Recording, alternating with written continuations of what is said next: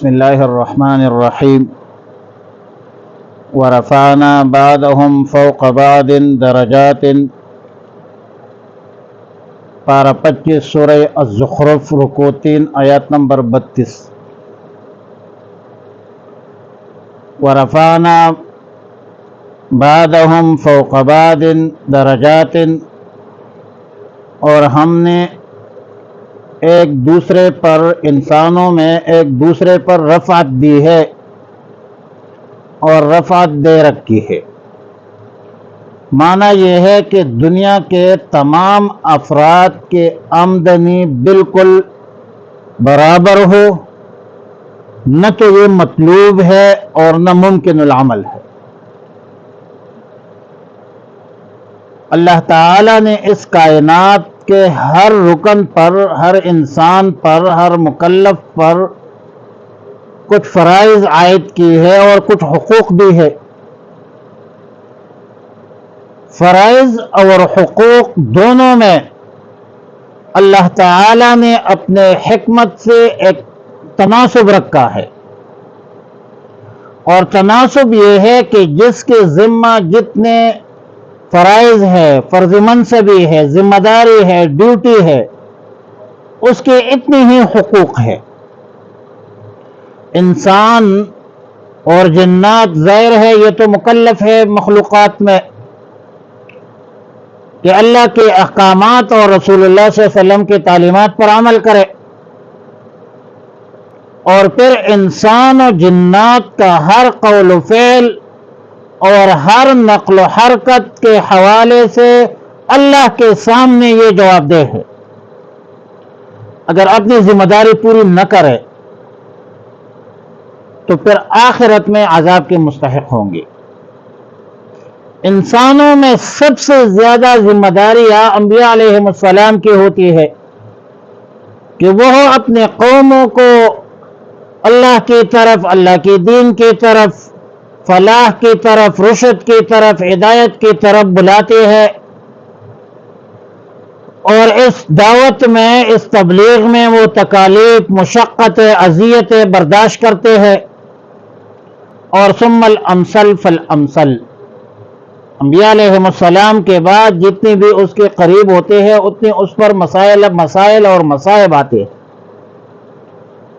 نظام معیشت میں بھی اللہ تعالیٰ نے یہ رعایت رکھی ہے کہ ہر شخص کو اتنے معاشی حقوق دی جائے جتنے فرائض کی ذمہ داری وہ اپنے سر لے کر قبول کیا ہے، اپنی ذمہ داری کو پورے کر رہے ہیں جتنے اس کی ذمہ داری ہے۔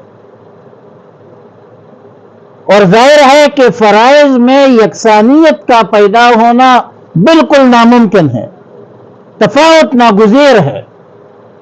یہ نہیں ہو سکتا کہ ہر شخص کے معاشی وظائف اور فرائض دوسروں کے ساتھ بالکل برابر اور مساوی ہو۔ دنیا کے سب لوگ تو ڈاکٹر نہیں بن سکتے، سب علماء تو نہیں ہو سکتے، سب انجینئر تو نہیں ہو سکتے، سب ڈی سی اور ڈی پی او تو نہیں ہو سکتے۔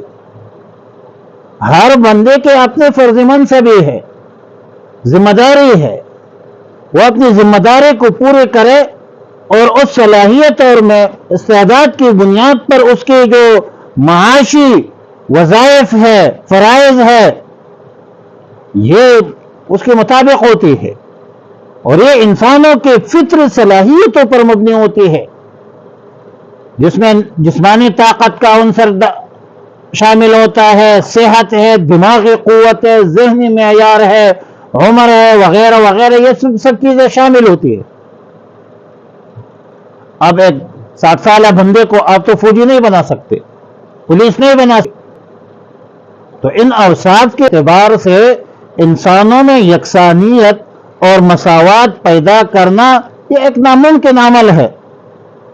اور بڑے سے بڑے اشتراکی حکومت چائنا ہے، رشیا ہے، دیگر ممالک، وہ ان کے بس میں ہے نہیں، کیونکہ یہ باہمی احتیاج کا نام ہے، معاشرت اور ریاست۔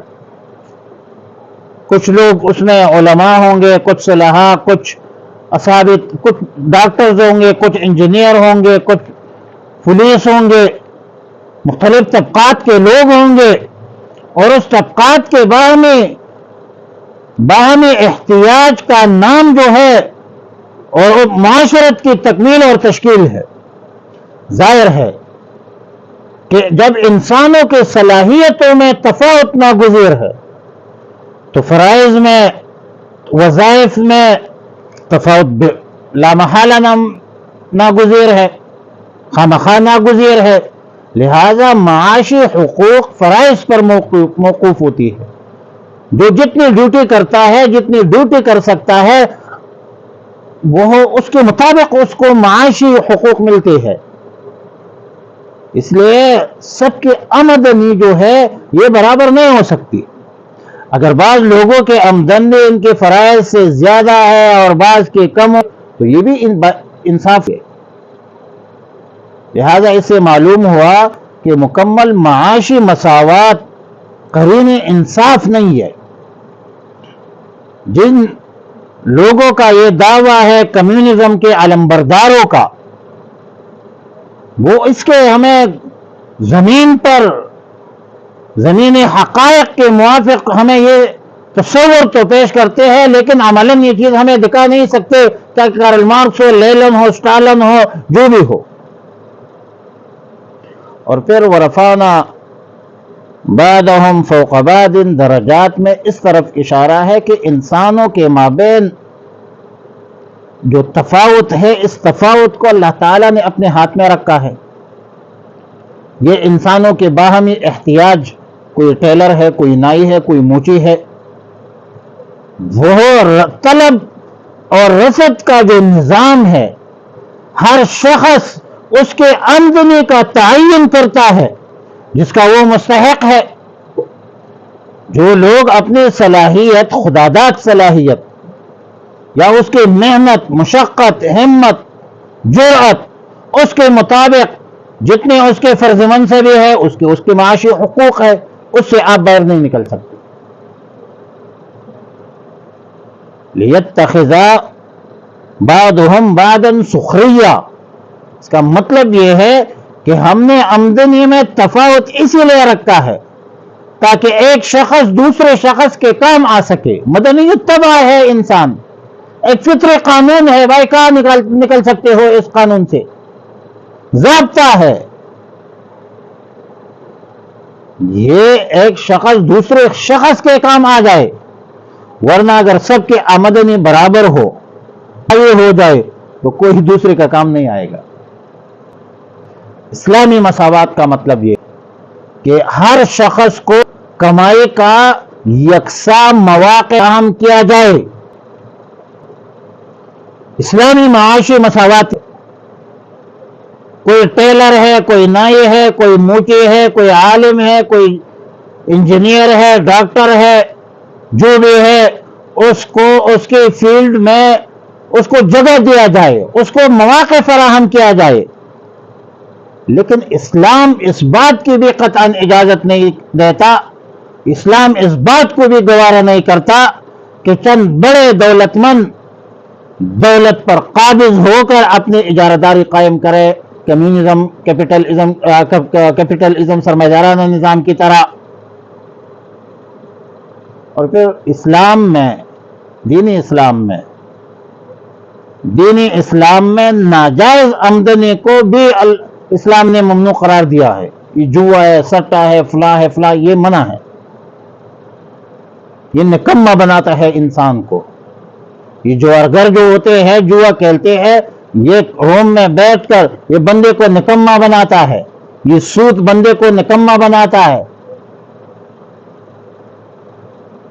اس کا پیسہ جو ہے وہ تجارت میں گردش نہیں کرتا، بازار میں گردش نہیں آئے، پیسے کو بازار میں گردش کرنے دو تاکہ اس سے ہر بندہ فائدہ اٹھا سکے، ہر بندے کے کام آ سکے، مزدور کے اس کے مزدوری مل جائے، جہاں طلب ہے وہاں پہنچ جائے، جہاں رسد ہے چیزیں لے کر آپ دنیا کو، معیشت کو پروموٹ کرے۔ جوا مت کھیلے، سود مت کرے۔ ہر شخص اپنی ذاتی صلاحیت، محنت اور سرمایہ کے تناسب سے کمائی کے جو مناسب مواقع ہے وہ حاصل کرے۔ ریاست کی ذمہ داری ہے کہ اس کو کاروبار کے مواقع فراہم کرے۔ خوشحال معاشرے کی تشکیل اور تعمیر تب ہو سکتی ہے کہ لوگوں کو اس کے فطری صلاحیتوں کے موافق کاروبار دیا جائے، مواقع فراہم کیا جائے۔ اور یاد رکھے کہ جس طرح انسانوں کے مابین عقل و ذہانت کے اعتبار سے، حسن و جمال کے اعتبار سے جو تفاوت ہے، اور اس تفاوت کو آپ ختم نہیں کر سکتے اور نہ یہ ختم کرنا ممکن ہے، اس طرح معاشی تفاوت جو ہے وہ بھی ختم کرنا ایک ناممکن عمل ہے۔ خال کل ایک بندہ غریب ہو، وہ بہت مالدار ہو جائے، یہ تو اللہ کے اختیار میں ہے۔ یرزق من یشاء بغیر حساب۔ لیکن پھر بھی غریب کو غلط نگاہ سے مت دیکھے، کیونکہ غریب ہونے میں ٹائم نہیں لگتا۔ غریب کا مذاق مت اڑائے۔ اپنے پیسے کے بلبوتے پر، اپنے دولت کے بلبوتے پر غریبوں کا استحصال مت کیجیے، کسی کے وسائل پر قبضہ مت کرے۔ قوموں کو، رعایا کو کاروبار کے مواقع فراہم کرے۔ یہ ہے اصل اسلامی نظامی معیشت۔ ورفعنا، اور بلند کیا ہم نے، بعضهم فوق بعض، ان میں سے بعض پر جا درجے، لیتخذ، تاکہ بنائے، بعضهم بعض ان میں سے، بعضاً سخریہ، بعض کو خدمتگار، ورحمت ربک، اور